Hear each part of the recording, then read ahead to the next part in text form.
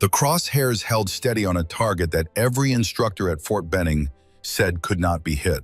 Staff Sergeant Elise Thorne pressed her cheek against the stock of her rifle and listened to the wind whisper secrets that most shooters would never hear. 1,247 meters downrange, a steel silhouette waited in a narrow gap between two Georgia pines. The target had stood there for 40 years, collecting dust and defeat in equal measure.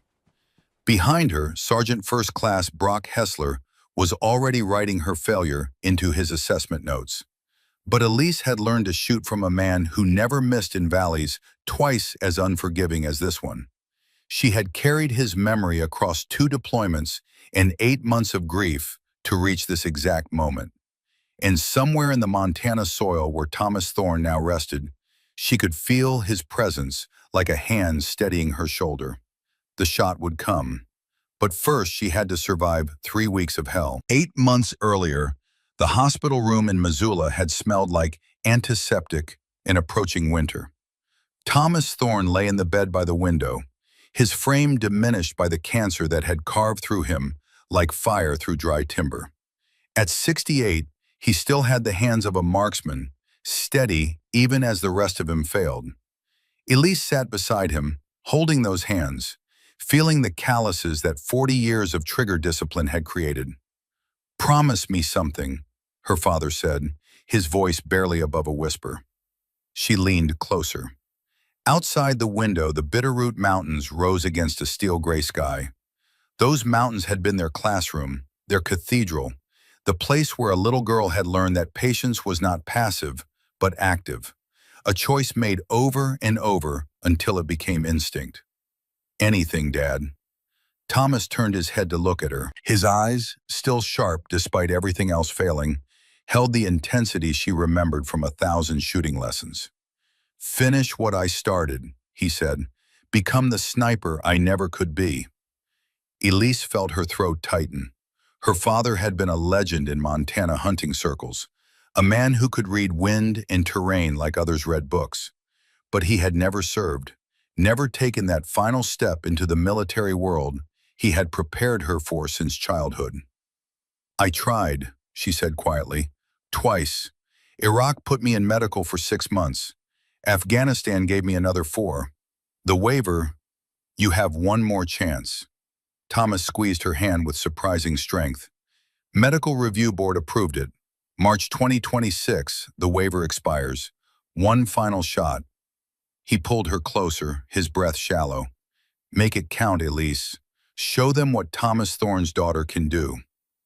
3 weeks later, she stood in spring rain beside his grave and made a promise to stone and earth in memory. Now, standing at the edge of Harmony Church with her duffel, and that promise burning in her chest, Elise watched January sunlight cut through Georgia pines and wondered if 3 weeks would be enough time to keep her word. The bus from Fort Stewart had dropped her at the gates an hour before dawn. 23 other candidates had arrived that morning, materializing from the darkness like ghosts reporting for duty. She was the only one who drew stares. The sergeant at the in-processing desk looked at her paperwork twice before speaking. "Thorne, Elise, Staff Sergeant, 3rd Infantry Division." He read the words like they confused him. "You are here for sniper qualification." It was not quite a question. Elise confirmed that she was. The sergeant stamped her forms without making eye contact and pointed her toward the barracks. His silence said everything his words did not. The barracks hallway smelled like boot polish, an institutional cleaner, and the particular brand of anxiety that came with knowing the next 3 weeks would break most of the men who walked through these doors. Elise found her assigned bunk in a bay with 11 other candidates, all of whom stopped talking when she entered. A specialist with movie star looks and a smirk to match watched her stow gear. She ignored him. A younger soldier, sandy-haired with nervous energy radiating from him like heat, offered a small nod from across the room. She returned it. The first formation came at 0500 the next morning. 24 candidates stood in 4 rows on cracked asphalt while the sun bled red over the tree line. Elise had positioned herself in the second row, invisible by design, But invisibility was not an option she would be permitted. Sergeant First Class Brock Hessler walked the formation like a man inspecting cattle he intended to slaughter. He was tall, broad through the shoulders, with a face that had settled into permanent disapproval sometime around his second deployment. Gray had begun to thread through his hair at the temples. His eyes, pale blue and cold as January sky, moved across the candidates with a detached assessment of a butcher selecting cuts. He stopped in front of each candidate long enough to make them uncomfortable, asked a question or two, then moved on. When he reached Elise, he stopped for considerably longer. "Staff Sergeant Thorne," he said, and the way he pronounced her name made it sound like something unpleasant he had discovered on his boot. "3rd Infantry Division." He paused, consulting his clipboard. "2 combat deployments, Iraq, Afghanistan." Another pause. "Highest marksmanship qualification in your battalion." He looked up from the paperwork, his eyes finding hers. "Medical waivers for both previous sniper course attempts. Shrapnel wound, Iraq. Compound fracture, Afghanistan." His smile held no warmth. "Tell me, Staff Sergeant, do you know why you are here?" Elise kept her eyes forward, her voice level. "To complete sniper qualification, Sergeant First Class." "Wrong." He said the word loud enough for everyone to hear. "You are here because someone in a Pentagon office decided that quotas matter more than combat readiness. You are here because your battalion commander wanted to make a political statement. You are here because the Army has decided that standards are negotiable." He stepped back, addressing the entire formation now. "But I want everyone to understand something. Standards are not negotiable in my school. Quotas do not pass my course. And political statements do not survive 3 weeks of training designed to break soldiers twice your size." He turned back to Elise, his voice dropping to something almost gentle, which somehow made it worse. "I give you 1 week, maybe less." He moved on to the next candidate, leaving Elise standing at attention with her pulse hammering against her ribs and the eyes of 23 men recalculating everything they thought they knew about the next 3 weeks. Around her, she could feel the shift. The specialist with the smirk was grinning openly now. The sandy-haired soldier looked uncomfortable. No one looked surprised. That night, alone in her bunk while the others slept, Elise unfolded the photograph from her wallet. Her father stared back at her from 12 years ago, standing in a Montana meadow with his hunting rifle cradled in his arms, and the kind of smile she had spent her whole adult life trying to earn. The bitterroots rose behind him, snow-capped and eternal.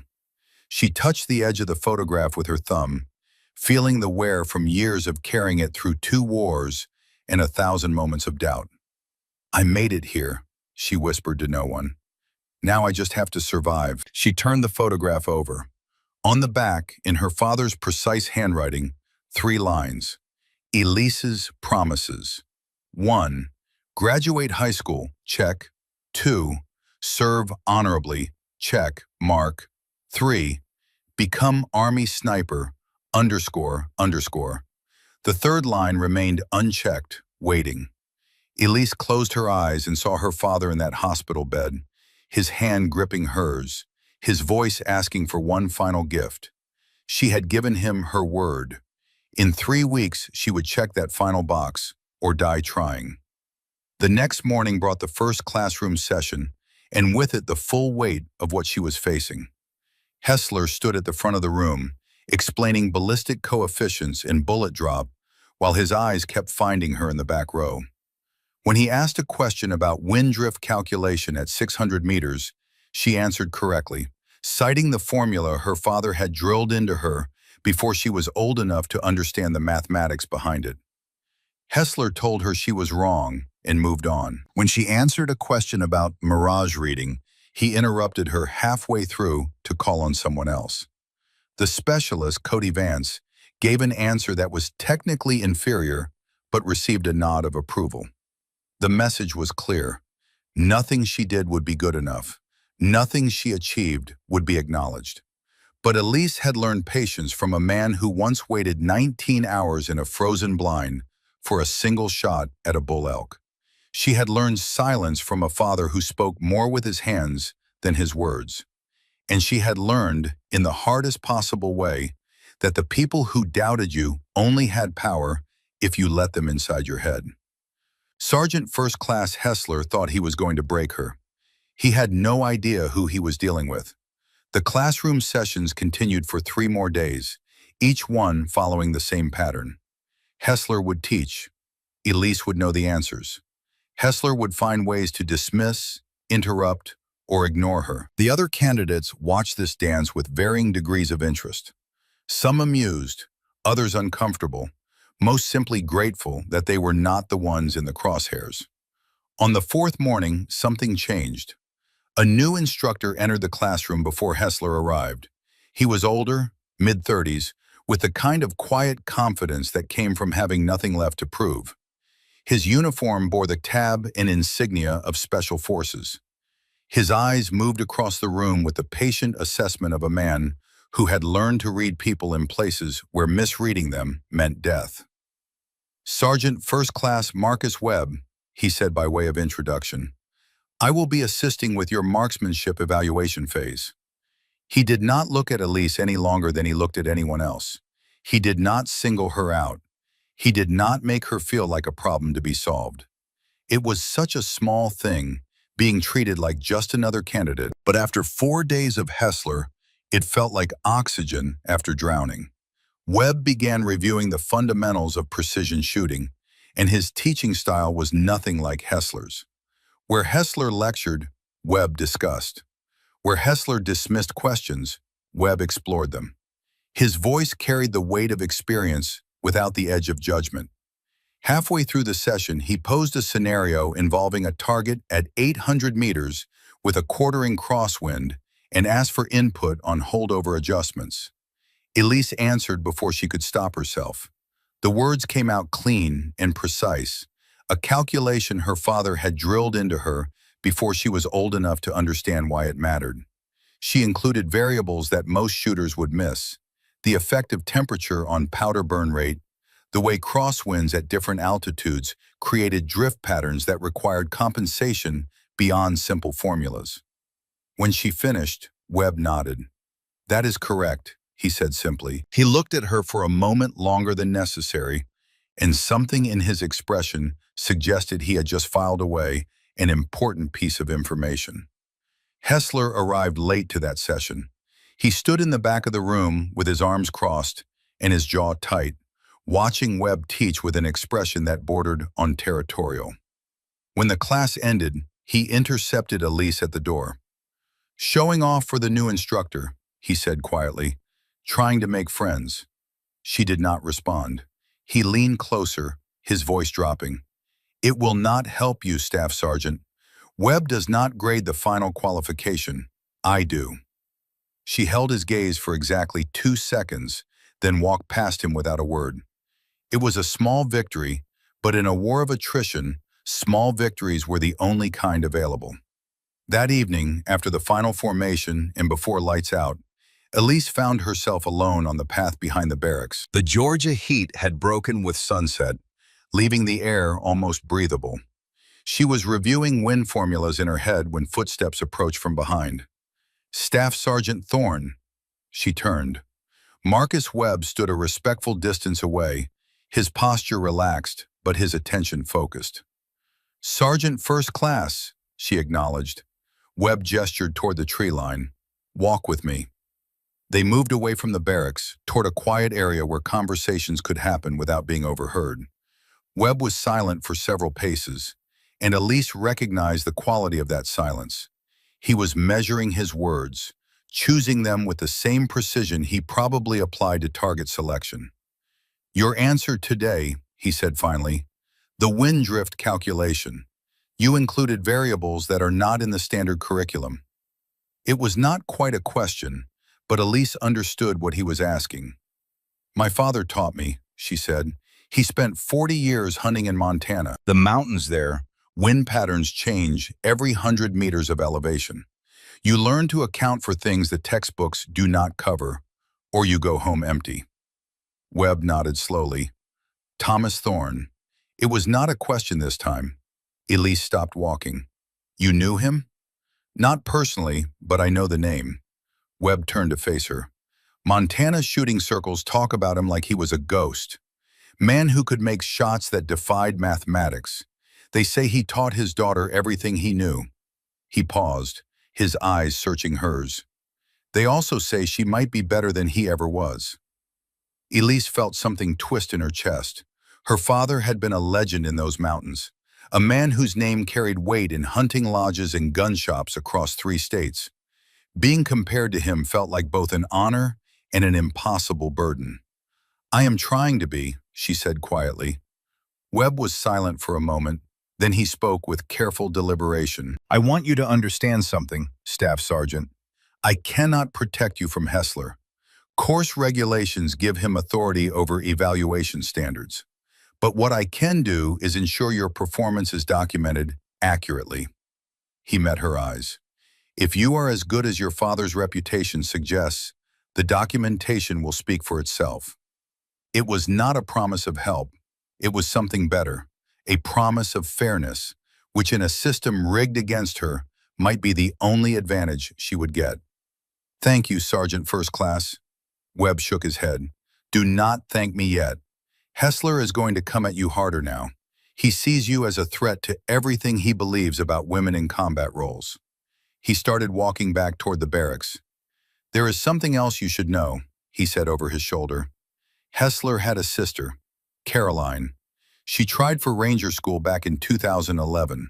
Top of her class in basic, exceptional PT scores, everything you would want in a candidate. Webb stopped, turned. She made it through the first 2 phases. Then she broke. Complete psychological collapse. They found her talking to people who were not there, dissociating from reality. Medical discharge, psychiatric hold, the whole nightmare. Elise felt cold understanding settle in her stomach. Hessler thinks I am going to break the same way. No, Webb said. Hessler is terrified you are going to break the same way. That is why he is trying so hard to force you out before it happens.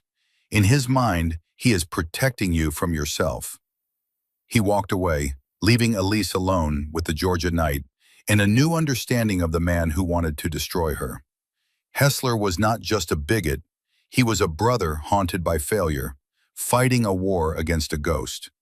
Understanding did not make her forgive him, but it made her more determined than ever to prove him wrong. The announcement came that evening during final formation. Tomorrow, Hessler said, his voice carrying across the assembled candidates, you will face your first live fire assessment. Known distance targets from 100 to 600 meters. Marksmanship fundamentals. The baseline that will determine who moves forward and who goes home early. His eyes found Elise in the formation. I expect some of you will find this assessment challenging, he continued. For some of you, it will be the moment you realize this course is beyond your capabilities. He smiled, but there was no warmth in it. I look forward to seeing who rises and who falls. That night, Elise cleaned her rifle 3 times. She checked her scope alignment twice, then checked it again. She ran through wind calculations in her head until the numbers blurred together, constants and variables dancing behind her closed eyes. And when she finally lay down in her bunk, she pulled out her father's photograph one more time. He stared back at her from that Montana meadow, forever frozen in a moment of confidence and competence, and the quiet satisfaction of a man who had mastered his craft. Tomorrow, she whispered to the image, tomorrow I show them what you taught me. She thought about the valleys he had taken her to as a child, the patient hours spent teaching her to read, wind and grass movement, and mirage shimmer. She thought about the afternoon when she was 15 and made a shot at 900 meters that her father called the finest piece of shooting he had ever witnessed. That was the last hunting trip they took together before she enlisted. Now, 12 years later, she was about to use every lesson he had given her to survive a test designed to break her. Elise turned the photograph over and looked at that third unchecked line. Become Army Sniper, __. Soon, she promised. Soon, Dad. The range at Harmony Church stretched out under a pale morning sky, targets positioned at measured intervals from 100 to 600 meters. 24 candidates lined up at their assigned lanes, rifles checked and rechecked, nerves humming beneath the surface of military discipline. Elise drew lane 17. Hessler positioned himself directly behind her. She settled into her prone position and pressed her cheek against the stock. Through her scope, the 100-meter target appeared crisp and clear, the black silhouette stark against the Georgia clay. Something felt wrong immediately. The reticle was off. Not by much, a fraction of a degree that most shooters would never notice. But Elise had been looking through rifle scopes since she was 9 years old, and her body knew the geometry of a properly zeroed weapon the way a pianist knows the spacing of keys. Someone had adjusted her elevation. Recently. She did not react, did not turn around, did not give Hessler the satisfaction of seeing her discover what he had done. Instead, she performed the calculation in her head. If the scope was off by this much at 100 meters, it would be off exponentially worse at longer distances. She would have to compensate manually for every shot. Hold low when the scope told her to hold center. Trust her instincts over her equipment. Her father's voice echoed in her memory, clear as if he were lying beside her on this range. The rifle is just a tool, Elise. Your body is the weapon. She fired. The round struck center mass. She adjusted based on instinct rather than optics. Fired again. Center mass. 5 rounds, 5 hits. A grouping tight enough to cover with a silver dollar. Behind her, she could feel Hessler's confusion radiating like heat. At 200 meters, she compensated again. The mental mathematics became harder, the margin for error smaller. She fired, adjusted based on impact rather than aim point, fired again. Her grouping spread slightly, but remained well within qualification standards. 300 meters, 400. Each distance required new calculations, new compensations for the sabotage scope. Sweat trickled down her spine, not from the Georgia heat, but from the intense concentration required to shoot this well with corrupted equipment. At 500 meters, her grouping opened up more than she liked. Still qualifying, still passing, but not the exceptional performance she knew she was capable of. 600 meters arrived like a final exam she had not studied for. This was the make or break distance, the shots that separated competent soldiers from potential snipers. Elise settled her breathing and performed one last calculation. The scope was lying to her by almost a full minute of angle at this range. She would have to hold nearly 6 inches low to compensate. She fired. The round struck the target's chest, slightly left of center. A hit, but not perfect. She adjusted based on pure instinct, ignoring the lying reticle completely, and fired again, closer to center. Her final 3 rounds landed within inches of each other, a grouping that would have been remarkable even with properly zeroed equipment. When the scores were tallied, Elise had qualified, not at the top of the class, but solidly in the upper third. Webb announced the results with the same professional neutrality he applied to everything. Hessler stood beside him, his face flickering between disbelief and barely contained fury. After the range was cleared, Elise took her rifle to the armory for inspection.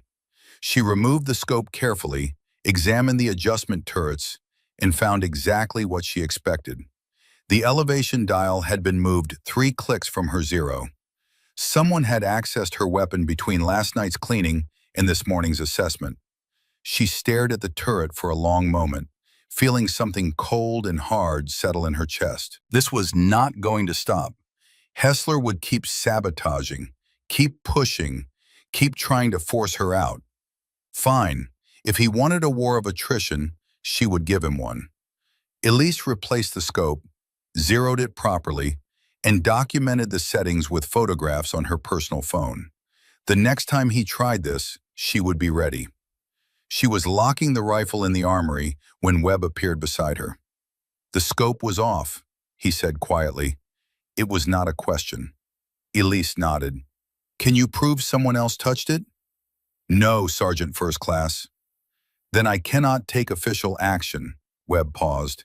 But I can tell you this.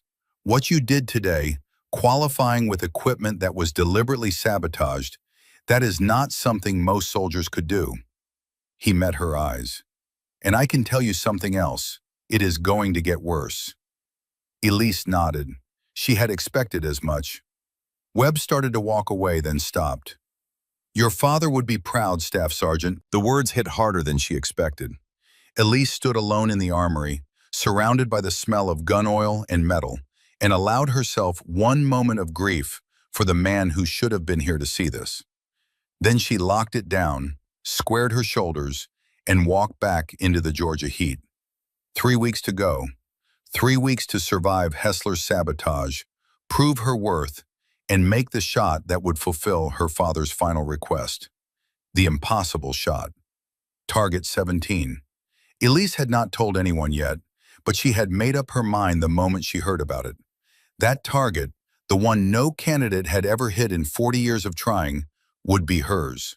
Not because she needed to prove anything to Hessler or Webb or the 23 men who were watching her every move, but because somewhere in the Montana soil, Thomas Thorne was watching too, and she had made him a promise. The stalking phase began on a Monday morning, with fog hanging low over the Georgia pines, like smoke from a battlefield that had not yet finished burning. Hessler gathered the candidates at the edge of a training area that stretched for miles into rough terrain, a landscape of ravines and thicket, and open ground designed to expose anyone who did not know how to disappear.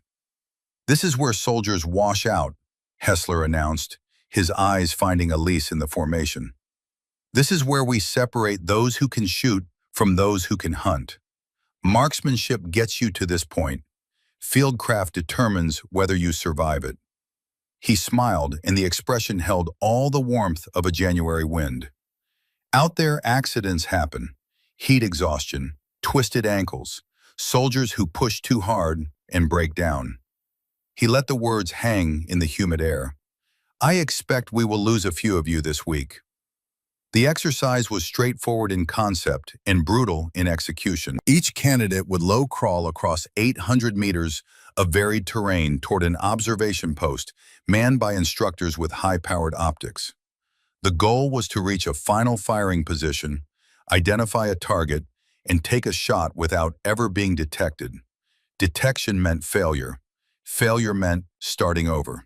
3 failures meant elimination from the course. Elise drew her sector assignment and felt something cold settle in her stomach. Sector 9. She had heard the other candidates talking about Sector 9 in whispered conversations after lights out. The northwest quadrant, the roughest terrain on the range. Rocky ground that would shred elbows and knees. Sparse vegetation that offered minimal concealment. And a final approach across 50 meters of nearly open grass. It was the sector that instructors reserved for candidates they wanted to break. She began her stalk at 0700. The first 200 meters were manageable, a shallow ravine with enough brush to mask her movement. She moved the way her father had taught her, inches at a time, feeling the ground before committing her weight, becoming part of the landscape instead of moving through it. The memory came unbidden. She was 12 years old, lying in a Montana meadow beside her father, while a mule deer buck grazed 100 yards away. He had his hand on her back, steadying her breathing, his voice barely a whisper in her ear. The deer knows you are here, Elise. He can feel you. But if you become the grass, become the earth, become nothing but patience and stillness, he will forget. He will decide you are not a threat. And then you will have your shot. She had lain there for 2 hours without moving, her young muscles cramping, her mind wanting to rush, to act, to do something other than simply exist in perfect stillness. When she finally took the shot, the buck never knew what killed him. That night, her father had told her she was a natural, that she had a gift most hunters spent decades trying to develop. She had not understood then what he meant. She understood now. The middle section of her stalk was harder. The rocky ground bit into her knees and elbows, drawing blood that she ignored. The sun climbed higher, and the temperature rose until the air itself felt like a weight pressing down on her back. Sweat soaked through her uniform and dried and soaked through again. She passed another candidate who had stopped moving, his face pale with heat exhaustion. She could not help him without compromising her own stalk. She kept moving. By early afternoon, she had reached the final approach, 50 meters of knee-high grass between her and the firing position. The observation post was directly ahead, instructors scanning with binoculars and spotting scopes, searching for any hint of movement, any break in the natural pattern of the vegetation. She could see Hessler among them, his optics sweeping the field with predatory focus. Elise lowered herself until her body was pressed flat against the earth. She could smell the grass, feel individual blades against her face. An ant crawled across her hand. She did not move. She began to flow rather than crawl. Each motion synchronized with the breeze that rippled through the grass, her ghillie suit blending with the vegetation until she was invisible, even to herself. When the wind paused, she paused. When it moved, she moved. Her breathing slowed to match the rhythm of the natural world around her.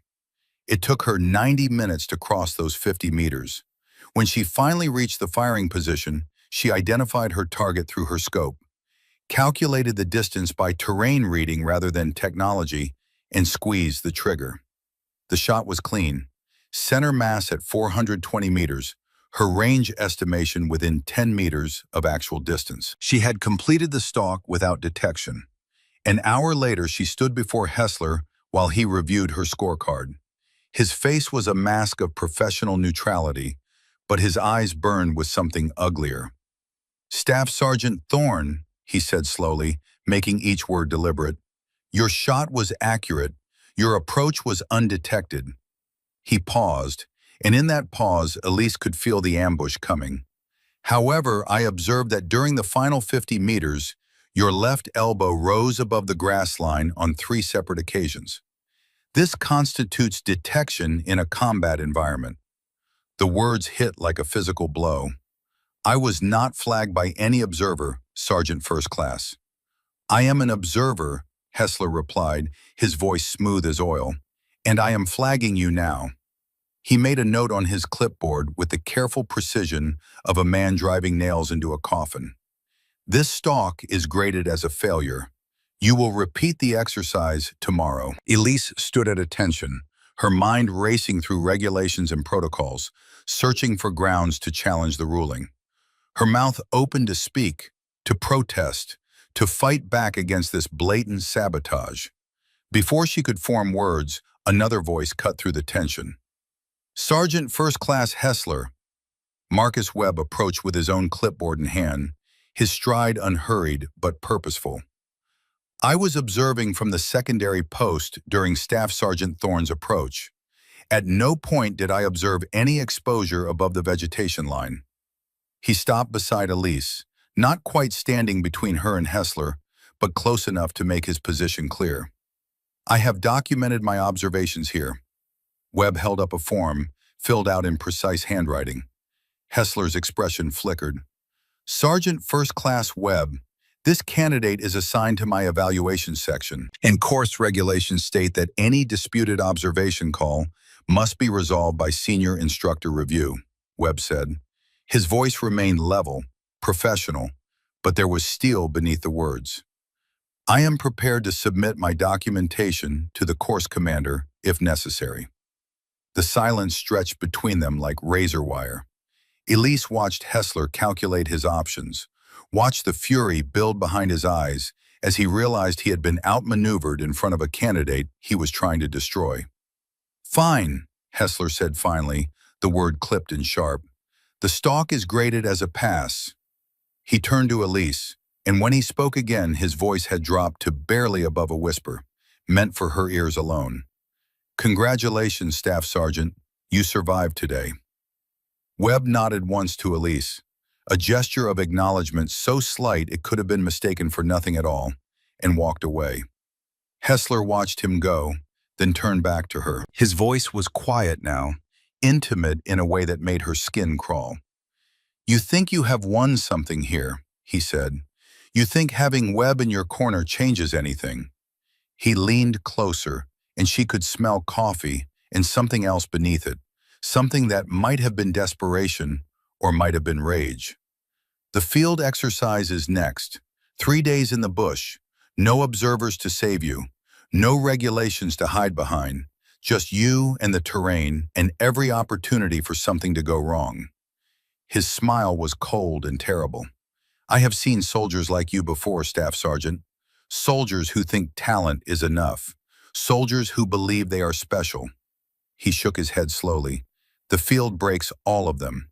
Every single one."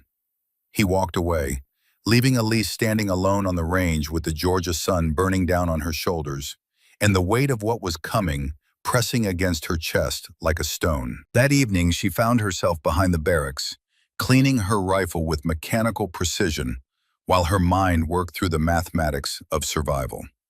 3 days in Sector 9, 72 hours of Hessler looking for any excuse to fail her, any moment of weakness he could exploit. Footsteps approached across the gravel. "Staff Sergeant." She looked up. A young soldier stood a respectful distance away, sandy-haired and lean, with the nervous energy of someone who had not yet learned to hide what they were feeling. "Private First Class Garrett Caldwell," he said. "We are in the same bay." Elise nodded. She had noticed him. The kid who offered the small nod on her first day, who tried too hard during physical training, who struggled with any exercise that required silence. "Can I help you, Private?" Caldwell shifted his weight, clearly uncomfortable. "I saw what happened today, on the range, with Hessler." He paused, then continued in a rush. "I am washing out, Staff Sergeant. Stalking assessment tomorrow and I cannot do it. I cannot be quiet. Where I am from, in the mountains back home, you make noise when you move through the woods. Let the bears know you are coming. Keep the mountain lions aware. Being silent means being prey." He looked at her with something close to desperation. "But here, silent is the only thing that matters, and I do not know how to do it." Elise studied him. Caldwell was maybe 22, with calluses on his hands that suggested hard labor and an accent that placed him somewhere in Appalachia. First-generation military, she guessed. Family of coal miners or loggers. The kind of kid who joined up because it was the only way out of a town where the mines were closing and the future looked like a slow death. "Where are you from, Private?" "Eastern Kentucky, place called Harlan County, coal country." Elise nodded slowly. She understood now. In those mountains, making noise was survival. You announced yourself to the wildlife. You called out to your crew in the mines. Silence meant something had gone wrong. Teaching him to be a sniper meant teaching him to override every instinct that had kept him alive for 22 years. "I cannot help you officially," she said. "If Hessler catches us training together, he will use it against both of us." Caldwell's face fell. "But," Elise continued, "if you happen to be practicing your stalking technique behind the training area after dark, and I happen to be walking past and notice some things you could improve, that would not be official instruction. That would just be one soldier helping another." Hope flickered in Caldwell's eyes. "Thank you, Staff Sergeant." "Do not thank me yet. Meet me behind the range office at 2100. Bring your ghillie suit." After Caldwell left, Elise sat alone with her rifle and her thoughts. She knew what she was risking. Hessler was watching for any excuse to accuse her of fraternization, of improper conduct, of anything that would justify removing her from the course. But her father's voice echoed in her memory, clear as morning light on Montana snow. "A true marksman protects, Elise, always. That is the difference between a shooter and a sniper. A shooter takes life. A sniper preserves it. Sometimes that means pulling a trigger. Sometimes it means teaching someone else how to survive." She had made a promise to her father. Part of that promise was becoming the kind of soldier he had raised her to be, even if it meant risking everything. At 2100 hours, she met Caldwell in the darkness behind the range office.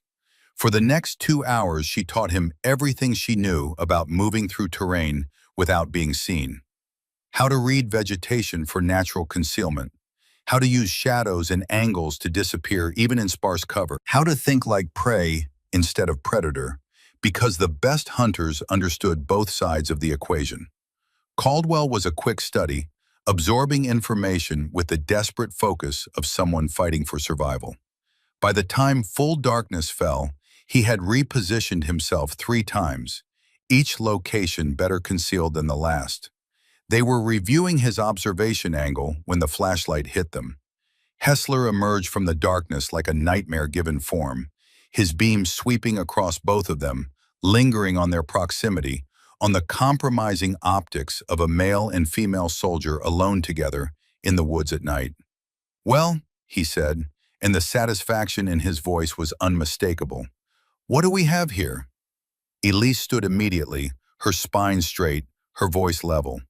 "Sergeant First Class, I was providing peer instruction on observation positioning." "Peer instruction?" Hessler repeated the words like they amused him. "At 2200 hours, in a concealed position, with a male candidate." He shook his head slowly, his smile growing. "That is not what this looks like, Staff Sergeant." Caldwell started to speak, but Hessler cut him off with a gesture. "Private First Class Caldwell, you will return to your barracks immediately. We will discuss your performance failures tomorrow." He waited until Caldwell had disappeared into the darkness, then turned back to Elise. "Fraternization," he said, pulling out his notebook. "Against regulations. Grounds for immediate removal from the course." He stepped closer, his voice dropping. "I have been looking for something concrete, Staff Sergeant. Something that even Webb cannot explain away. Something documented and undeniable." His pen moved across the page. "I think I just found it." Elise kept her voice steady, her hands relaxed at her sides. "Nothing inappropriate occurred, Sergeant First Class.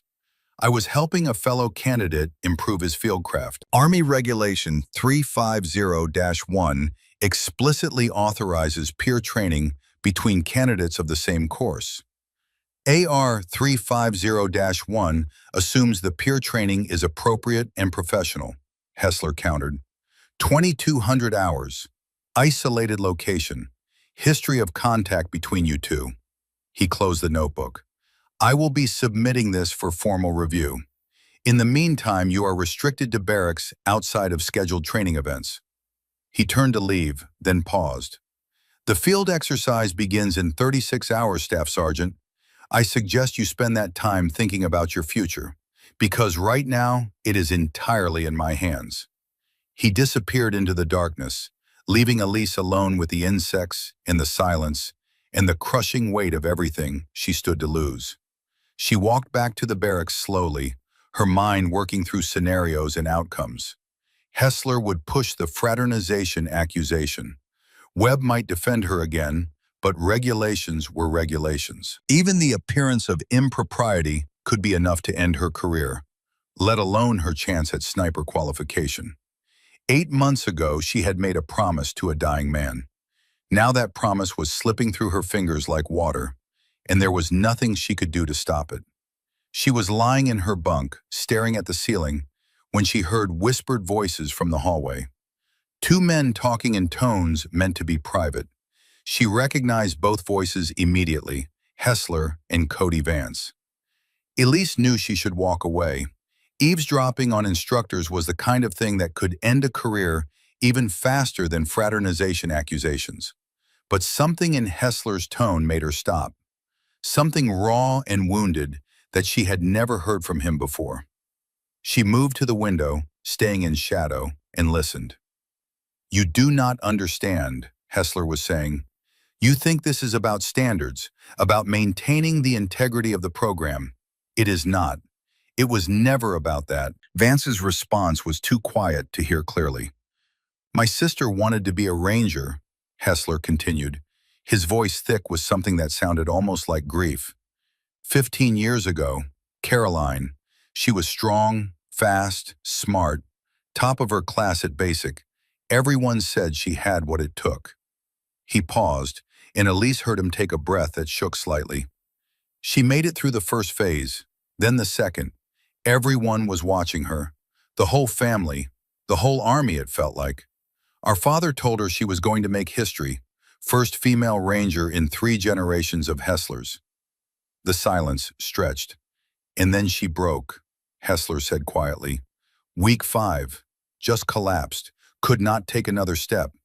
They found her in her rack at 0300, talking to people who were not there.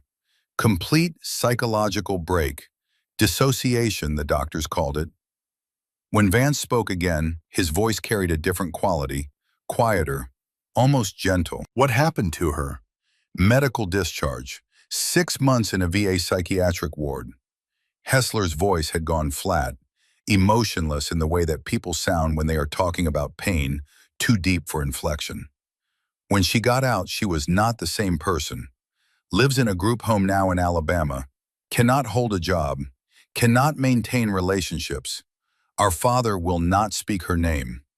Another pause, longer this time. He says she embarrassed the family, embarrassed him. Elise heard footsteps, pacing. Every time I see a woman walk through those gates thinking she can do what men do, I see Caroline, Hessler said.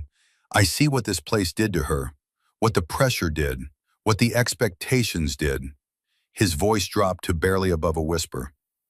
I am not trying to be cruel, Vance. I am trying to prevent it from happening again. I am trying to save them from themselves. Vance said something Elise could not quite hear. Then Hessler responded, his voice returning to its familiar hardness. Thorne is different. I know that. I can see she has something most soldiers never develop. But that is exactly what makes her dangerous. The more talented they are, the harder they push. The harder they push, the worse the break when it comes. He paused. I am going to give her every opportunity to quit, every chance to walk away before this place destroys her. If she is smart, she will take it. Elise stepped away from the window, her heart pounding. Hessler was not simply a bigot. He was a broken man fighting a battle against a ghost, trying to prevent a tragedy that had already happened from happening again. His cruelty toward her was not really about her at all. It was about Caroline, about guilt, about 15 years of watching his sister exist in a psychiatric twilight and knowing he had not been able to save her. Understanding did not make her forgive him. It did not excuse the sabotage, the false accusations, the systematic campaign to force her out. But it explained the depth of his hatred in a way that simple prejudice never could. And it made her more determined than ever to prove him wrong, not just for herself, not just for her father, but for Caroline Hessler, who had broken under pressure that Elise was going to survive. The announcement came the next morning during formation. The field exercise begins at 0500 tomorrow, Hessler read from his clipboard. 72 hours in your assigned sectors, stalking assessments, observation exercises, unknown distance engagements. Scoring will be based on stealth, accuracy, and mission completion. His eyes found Elise. Anything below 70% means failure. He paused, letting the words sink in. Staff Sergeant Thorne, you have been assigned Sector 9. A murmur ran through the assembled candidates. Everyone knew about Sector 9, the sector where no one scored above 85%. The sector that Hessler used to break candidates he wanted gone. Caldwell caught her eye from across the formation. His expression was tight with concern. Elise kept her face neutral, her spine straight. She had expected nothing less.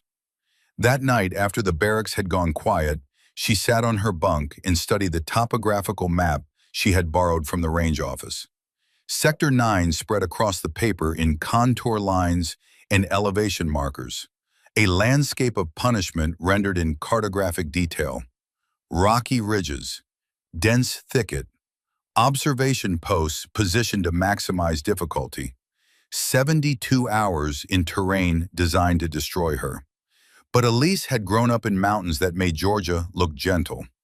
Her father had taught her to navigate by stars when compasses failed, to find water where maps showed none, to survive in conditions that would kill most soldiers before their second day. Hessler thought Sector 9 would break her. He had no idea what she was capable of.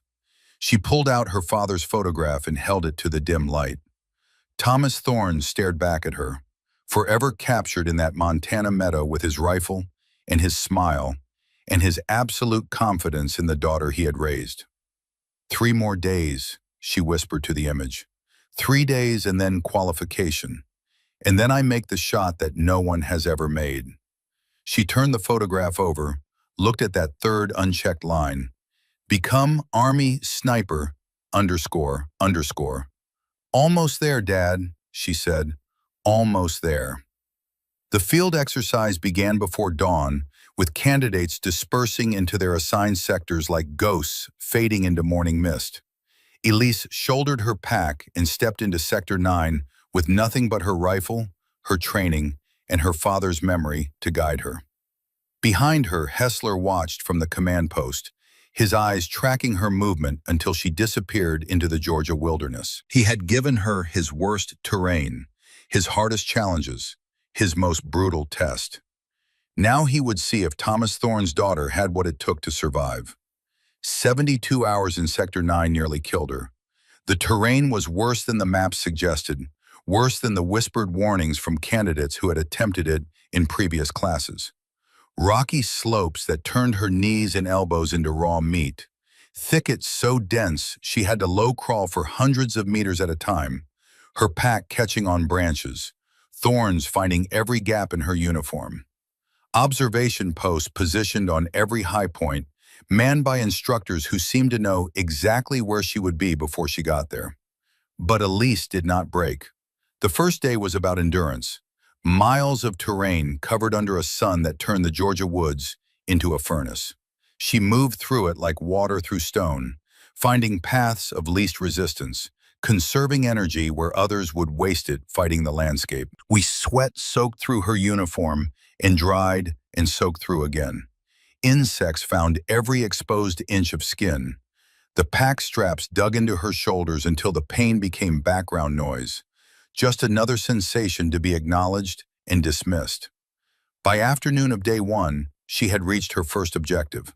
An unknown distance target nestled in a clearing 400 meters below her position on a ridge.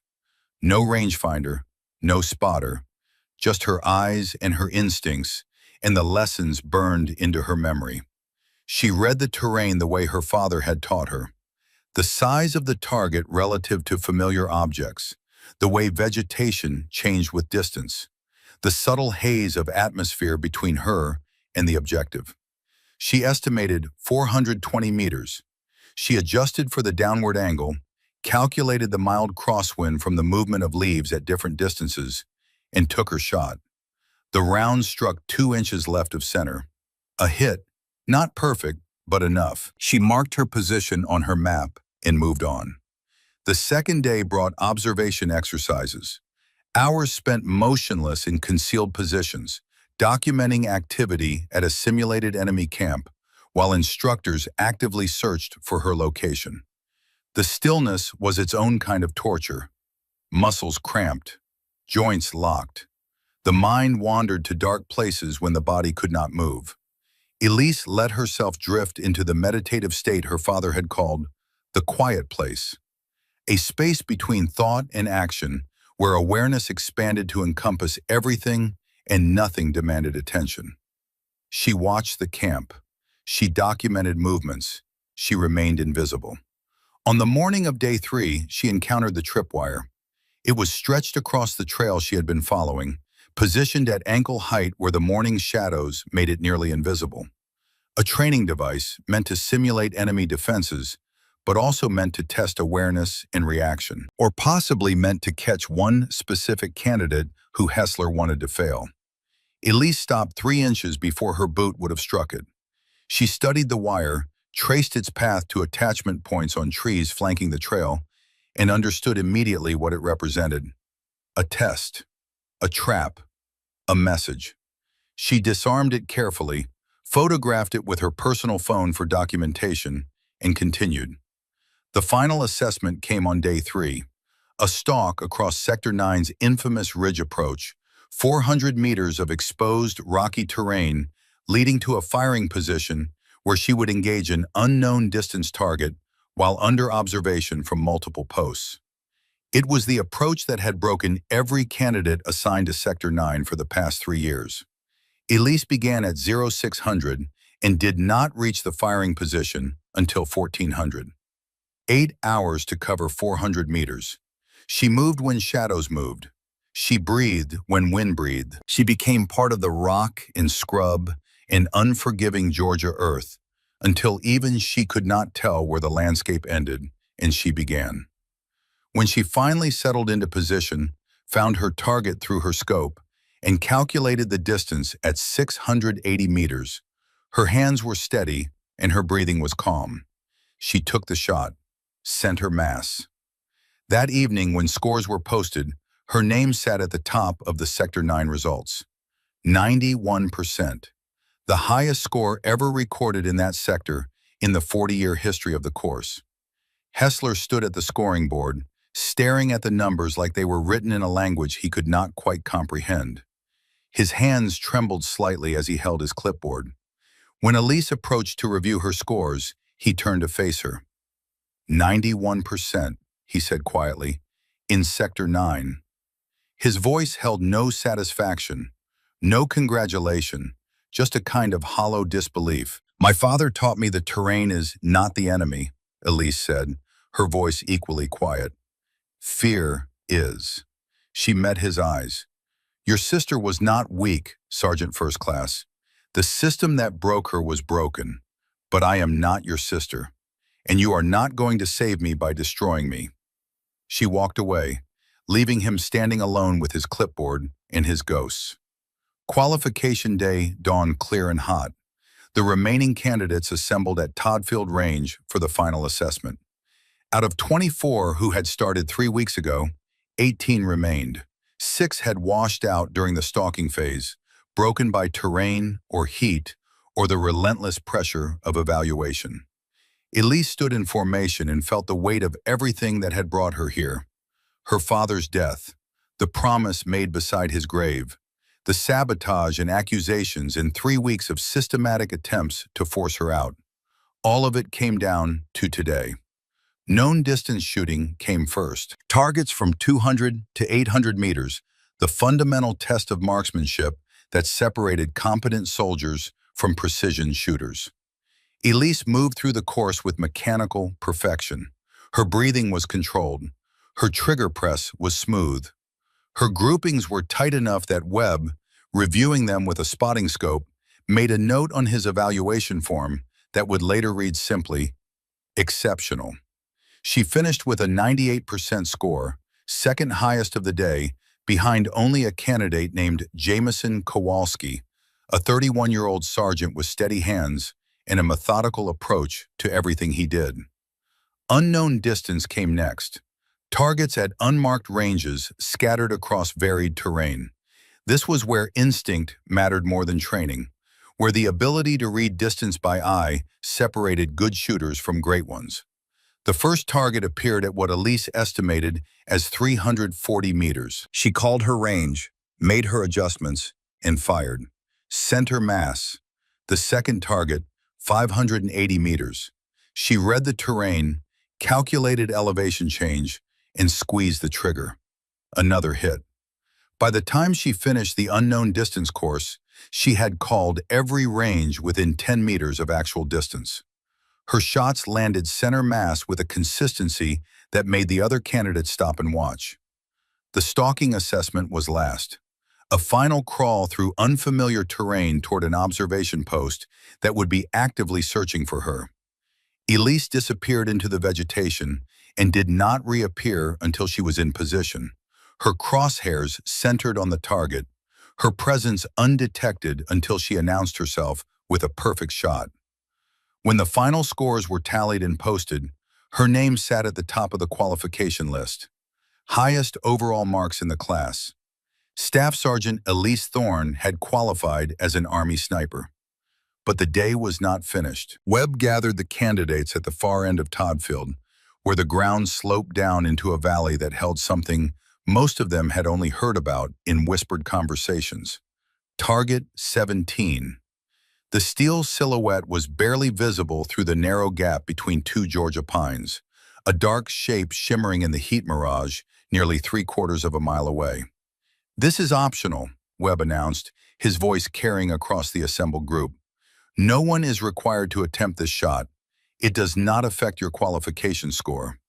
He paused, and something in his expression suggested he understood the weight of what he was about to say. "But for those who want to try, this is your chance." Cody Vance stepped up first. He had qualified in the middle of the pack, his performance adequate but unremarkable. Now he settled into his firing position with the arrogance of someone who expected to succeed where everyone else had failed. He took his time, adjusted his scope, checked the wind flags positioned along the valley, made a show of his preparation. When he finally fired, the round disappeared into the trees 50 meters left of the target. He fired again, further left. A third shot sailed high and vanished into the hillside beyond the valley. Vance stood up, his jaw tight with frustration. "Wind shifted," he said to no one in particular. "Impossible to predict." He walked away without meeting anyone's eyes, his hands clenched into fists. Jameson Kowalski went next. His approach was more methodical, more patient. He spent several minutes studying the terrain, watching the grass move at different distances, reading the wind flags with the careful attention of someone who understood the variables involved. When he fired, the round struck the hillside just behind the target. Close, closer than most, but not enough. He stood and nodded once, accepting the miss with the quiet dignity of someone who understood his limitations. "Good attempt," Webb said. Kowalski stepped aside, his expression neutral. 3 more candidates tried, 3 more missed. The valley swallowed their rounds like it had swallowed every round fired at Target 17 for the past 40 years. 847 documented attempts, 0 successes. Then Garrett Caldwell stepped up. He had qualified barely, his stalking scores improved enough to push him over the threshold, his marksmanship carrying the rest. Now he looked at that distant target with the expression of someone who had nothing left to lose. He fired. The round fell short, kicking up dirt 20 meters in front of the target. He adjusted, fired again. Closer, but still short. His third round struck the hillside just below the steel.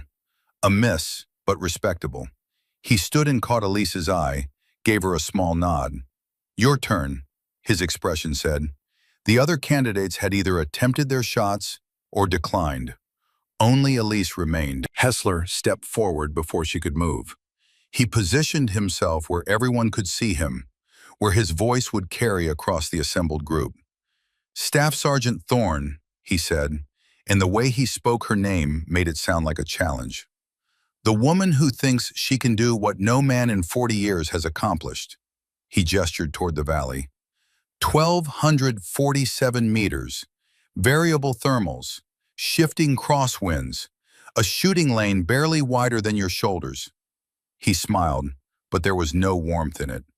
"No one can make that shot."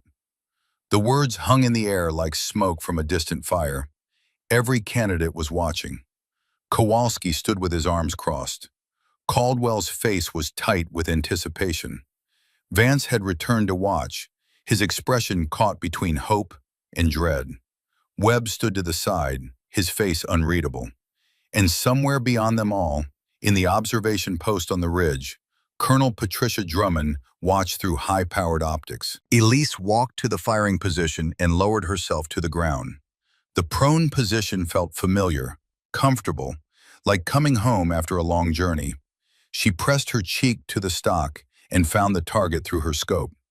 The steel silhouette danced in the heat mirage. The wind flags along the valley contradicted each other, pointing in 3 different directions. The gap between the pines looked impossibly narrow from this distance. She ignored all of it. Instead, she watched the grass. At 200 meters, the blades bent slightly left. At 400, they showed a different pattern, a circular motion that suggested thermal lift. At 600, the movement intensified. At 800, it changed again. She built a picture in her mind of how the air was flowing through that valley, layer by layer, current by current. She felt the rhythm of it, the pulse of thermals rising from the creek bed, the pause between gusts when the air held still for just a fraction of a second. Her father's voice whispered in her memory, clear as if he were lying beside her on this range. The rifle is just a tool, Elise. Your body is the weapon. The bullet is just metal. You are the guidance system. The scope shows you one truth. Your instinct shows you another. Trust the one that comes from 40 years of watching wind move through mountain valleys. She made her adjustments. 12 minutes of angle elevation, 4 minutes left for windage, a hold point that contradicted every chart she had ever studied, every formula she had been taught, a hold point that no manual would ever recommend. Behind her, Hessler's voice cut through the silence one more time. She is going to miss, he announced loud enough for everyone to hear, just like everyone else. Elise exhaled slowly. Her finger found the trigger. The world narrowed to a single point of focus. Steel and wind in the space between heartbeats. She squeezed. The rifle kicked against her shoulder. The sound of the shot rolled across the valley like thunder, echoing off the ridges and fading into the Georgia pines. The round left the barrel at 2,800 feet per second and began its long journey toward a target that 40 years of shooters had failed to hit. Elise kept her eye pressed to the scope. She watched the bullet trace its arc through the shimmering air, dropping and drifting exactly as she had calculated. 1 second. The round passed the halfway point, still tracking true. 1.5 seconds. It entered the gap between the pines, threading the narrow lane with inches to spare on either side. Then the sound reached her. Clang. Steel on steel. The unmistakable ring of a bullet striking its target. The sound carried back up the valley like a bell, announcing something that had never happened before. For a moment, no one moved. No one spoke. The candidates stood frozen, their minds struggling to process what their ears had just told them. Then Garrett Caldwell let out a whoop that shattered the silence. He pumped his fist in the air and shouted something that was half prayer and half celebration. Jameson Kowalski started clapping, slow at first, then faster. Another candidate joined him. Within seconds, half the group was applauding, their faces split with grins of genuine amazement. Elise rose from her prone position and stood facing the valley. Her hands were steady, her breathing was calm. Inside, something that had been coiled tight for 3 weeks finally began to release. She had done it. The shot that no one could make. The target that had defeated every candidate for 40 years. She had threaded a bullet through an 8-foot gap at nearly 3/4 of a mile and hit steel on the first attempt. Webb approached her with something approaching reverence in his eyes. He extended his hand and she shook it. "Staff Sergeant Thorne," he said quietly, "that was the finest piece of shooting I have witnessed in 20 years of service." He paused, his grip still firm on her hand. "Your father taught you well." Elise nodded, not trusting her voice. She thought of the photograph in her wallet, of the man who had stood in a Montana meadow and shown a little girl how to read the wind, of the lessons that had outlived him by more than a decade and just proven their worth in front of everyone who had ever doubted her. A murmur rippled through the crowd. The candidates parted to reveal a figure approaching from the observation area. Colonel Patricia Drummond moved with the crisp efficiency of a career officer, her silver eagles glinting in the afternoon sun. She was in her early 50s, with gray hair pulled back in a tight bun, and eyes that had seen enough of military life to be surprised by very little. She stopped in front of Elise and studied her for a long moment. "Staff Sergeant Thorne," the colonel said, "I was observing from the command post." She glanced toward the valley where Target 17 still stood, its steel surface now bearing a fresh dent in the center of mass. I understand you just accomplished something that has never been done in the history of this school. Yes, ma'am, Elise replied. Drummond nodded slowly. I reviewed your file before you arrived here. Top marksmanship scores in your battalion. 2 combat deployments.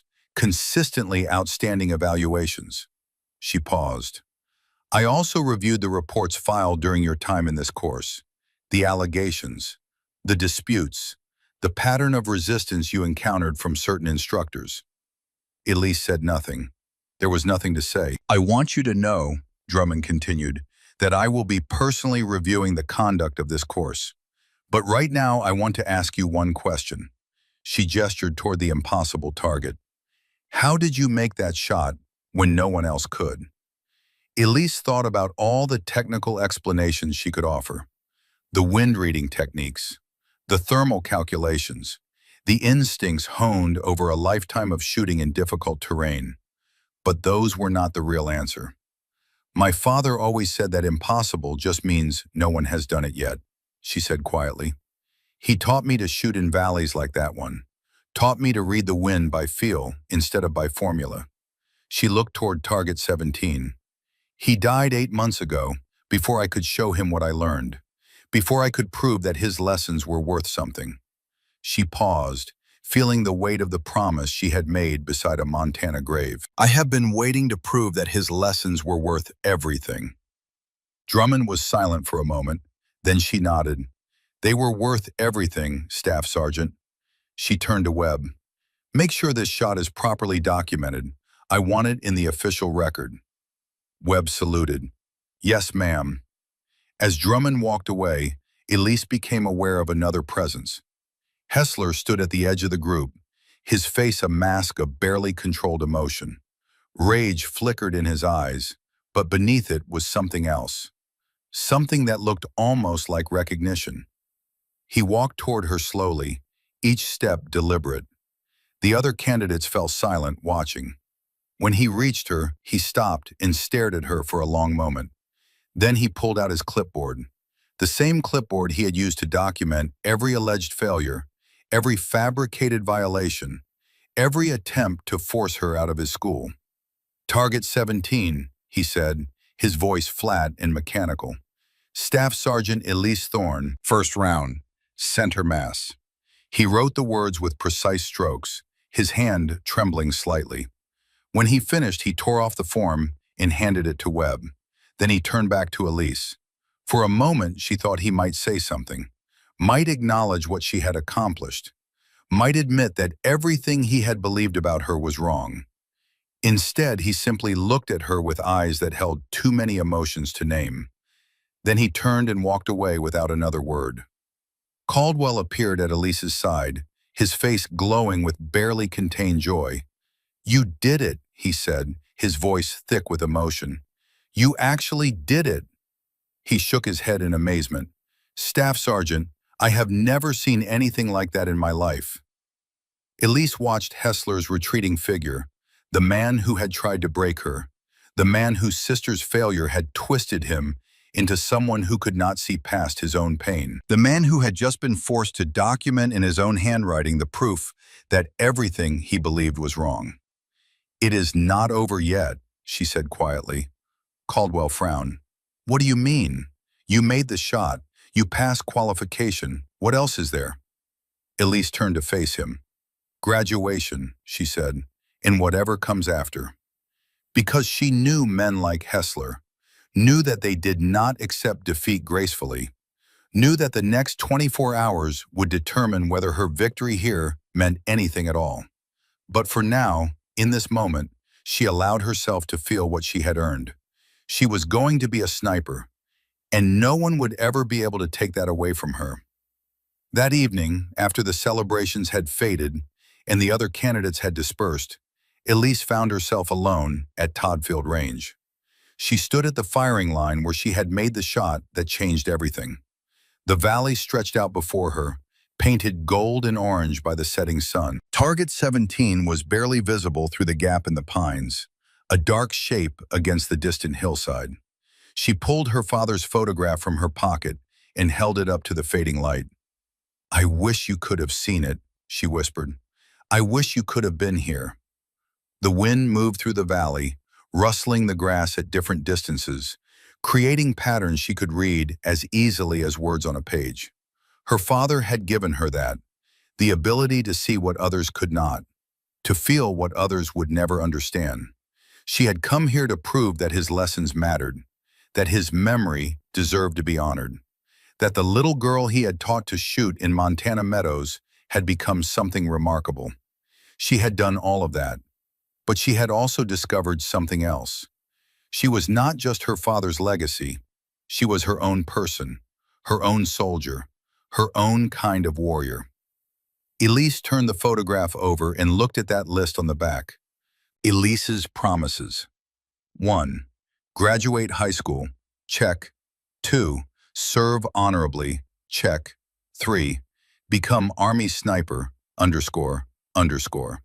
She pulled a pen from her pocket and carefully drew a check mark beside the third line. The promise was kept. She tucked the photograph back in her wallet and took one last look at the valley. Tomorrow would bring graduation, official recognition, the sniper qualification badge that marked her as one of the elite. But tonight, she stood alone with the wind and the memory of a shot that 40 years of history said could not be made. She had proven them all wrong. The graduation ceremony began at 1000 hours under a cloudless Georgia sky. 18 candidates stood in formation on the parade ground, their uniforms pressed sharp, their faces carrying the quiet pride of soldiers who had survived something that most would never attempt. Family members and fellow soldiers filled the observation area, cameras ready to capture the moment when ordinary soldiers became something more. Colonel Drummond took her position at the podium and surveyed the formation with the measured gaze of someone who understood exactly what these men and women had endured. "Today," she began, "you join an elite community. The skills you have developed here will make you force multipliers on any battlefield. The discipline you have demonstrated will serve you for the rest of your careers." She paused, her eyes moving across the formation. "But I want to speak about something beyond skills and discipline. I want to speak about what it means to exceed expectations." Her gaze found Elise. "Every generation believes it knows what is possible. We set limits based on what has been done before. We define boundaries based on what we think we understand." She let the words settle. "And then every so often, someone comes along who shows us that our limits were never real, that our boundaries were just lines we drew ourselves." She looked across the assembled candidates. This class produced something remarkable, a moment that will be remembered long after the paperwork is filed and the certificates are framed. A shot that rewrote what this school believes is achievable. She nodded slowly. That kind of excellence does not just reflect on one soldier. It reflects on all of you. It raises the standard for everyone who comes after. The ceremony proceeded through its formal elements. Names called, certificates presented, handshakes exchanged. Each candidate walked to the front, received their qualification, and returned to formation as a certified Army sniper. When Elise's name was called, something shifted in the atmosphere. The applause was louder, the attention more focused.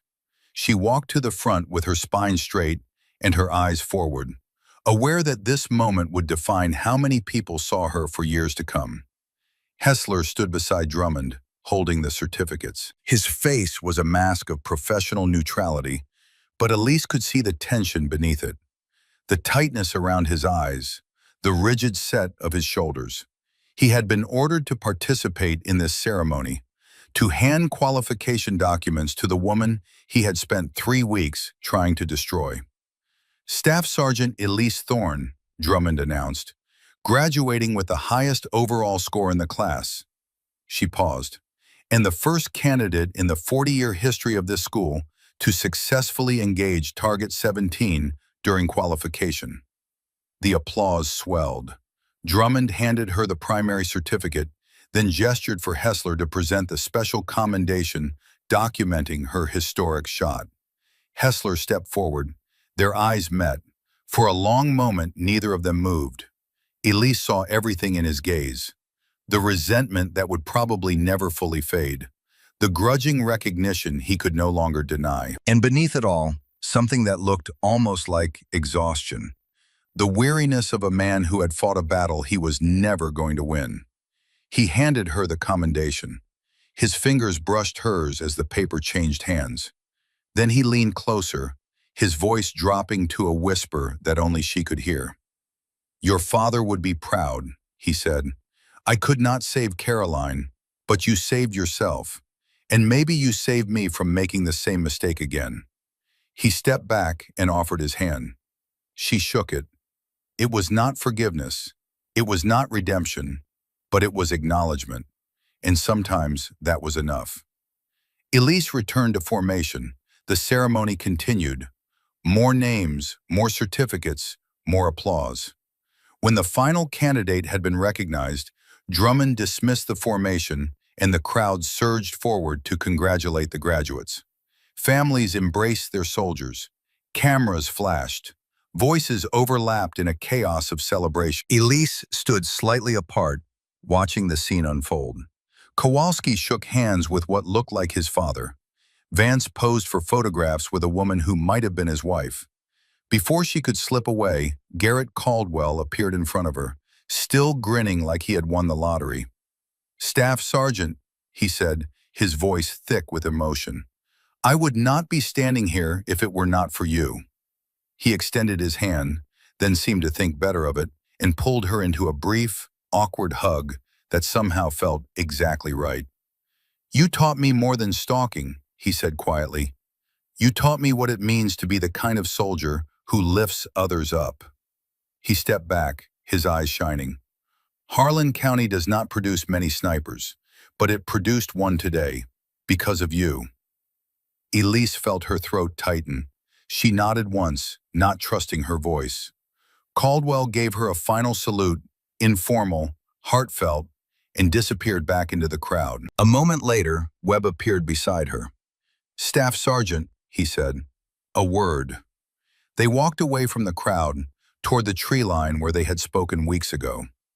"The fraternization investigation," Webb said without preamble. "Colonel Drummond reviewed the evidence and dismissed it this morning. Hessler's report was found to be without merit." Elise felt relief wash over her. "There is something else," Webb continued. "Hessler has been removed from the instructor cadre. He will be reassigned within the month." He met her eyes. "What you accomplished here changed more than just Target 17's record. You changed what people think is possible." He started to walk away, then paused. "Every female soldier who comes through this program after you will have an easier path because of what you proved." Then he was gone, leaving Elise alone with the Georgia pines and the weight of what she had accomplished. She walked to her car as the sun began to set. In her wallet, her father's photograph rested against her new qualification certificate. On the back of that photograph, 3 lines. All of them checked now. All promises kept. Elise drove away from Fort Benning as the last light faded from the sky, leaving behind the range where she had made the impossible shot, the barracks where she had survived 3 weeks of hell, the school that had tried to break her and failed. Somewhere in the Montana soil, Thomas Thorne rested, and somewhere in the wind moving through Georgia valleys, his daughter carried forward the lessons he had given her. Staff Sergeant Elise Thorne, United States Army sniper, the woman who made the shot that no one could make. The story was finished, but her journey was just beginning.